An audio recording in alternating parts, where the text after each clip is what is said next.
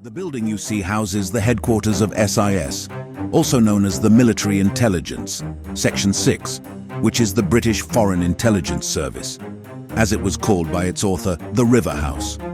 Located at the Vauxhall Cross, it's the home for one of the world's most famous secret agent, James Bond. Recognize the car.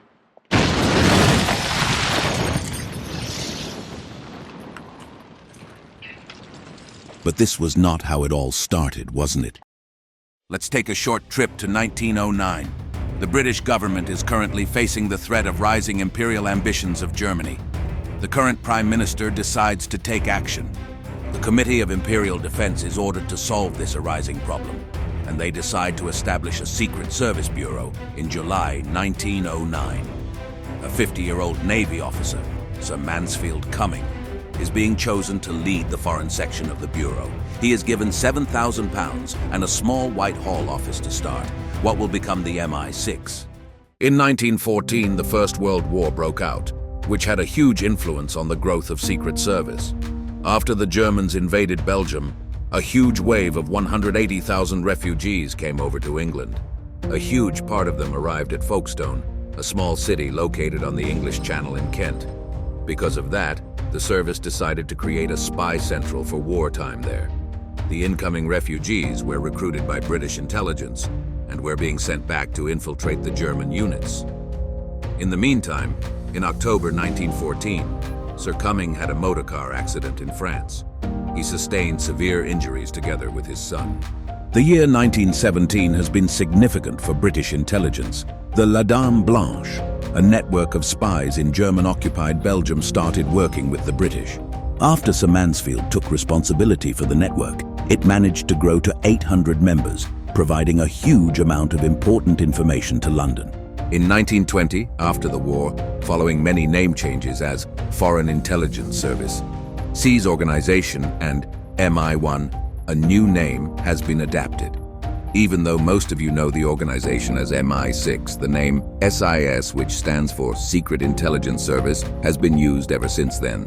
The year 1923 has been a sad year for the agency, as the first ever C, Sir Mansfield Cummings, dies short before retirement. In September of the same year, a new chief was chosen. Rear Admiral Hugh Sinclair, former Director of Naval Intelligence, was appointed the new chief. After moving 4 times in 17 years, the agency wanted to acquire a more permanent headquarters. In 1926, Sinclair moved the headquarters into Broadway buildings, 54 Broadway, near to St. James's Park Underground Station. It served as the agency's home until 1964. Now let's take a big jump to 1938.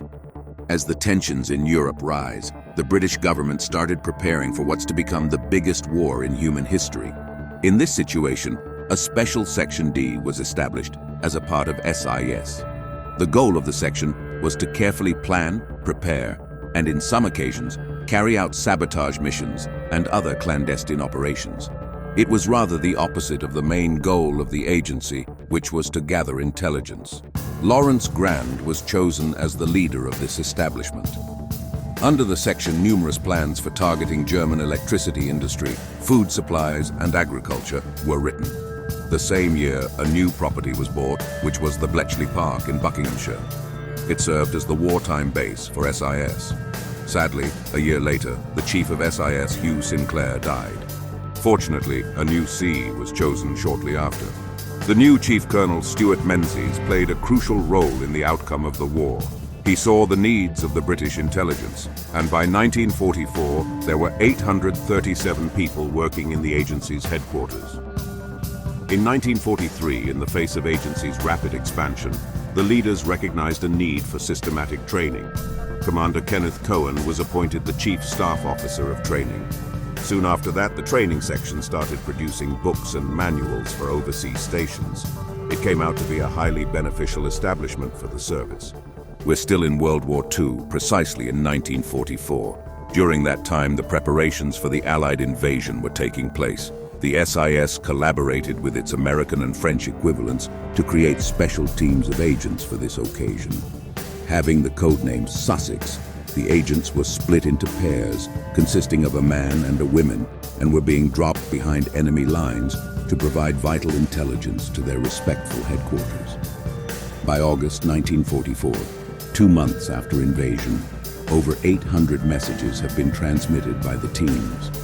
The end of the war also came with the adaptation of the famous phrase, MI6. During the Cold War, the British Intelligence Service carried out multiple successful operations.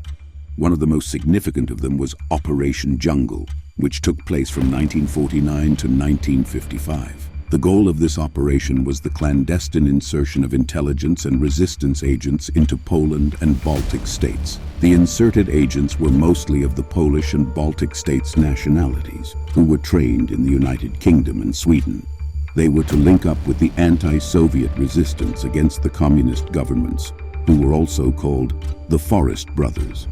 Now here we could cover a lot more of the Cold War, but in our point of view, this is a huge topic that has to be covered in a separate video that will come out in the future.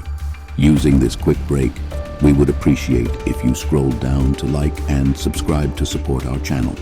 Now you can continue watching. With that being said, we go a couple of years forward to 1994. This is the year that MI6 moves to its present headquarters at Vauxhall Cross, the famous James Bond building. The building was designed by Terry Farrell, who won the competition to develop the building. The building is specially designed for the Secret Service, with features like bulletproof windows and explosion-proof walls. It has been officially opened by Her Majesty Queen Elizabeth II in July 1994, and has been home to the MI circumflex ever since then. Now let's talk about some more present information and events related to the service. In 1994, the Intelligence Service Act was established, which was the first public acknowledgement of the existence of SIS. It also defined the legal parameters under which the agency operates. In the year 2000, there was an attack on the famous Vauxhall Cross headquarters, carried out by the Irish Republican Army with the use of an RPG anti-tank rocket. The explosion caused superficial damage to the building because of the special explosion-proof features. We don't have exact information about the operations carried out by MI6 in the last couple years because of the authorized history that ended in 1949. What we know is that the service was engaged in the protection of the Olympics in London in the year 2012 and the disruption of the AQ-Khan network, which sold nuclear weapons to countries of concern. Even though we don't know much about the current actions of the SIS, you can be assured that the agents are emerged around the world and work on the British and global security. Are they exactly like the James Bond portrayed in the books and movies? Maybe not, but the work they do is admirable. Thank you for watching today's video. If you enjoyed it, leave a like and subscription under the video. You can also write a comment to let us know how you liked it. For now, stay safe, and we will see you in the next video.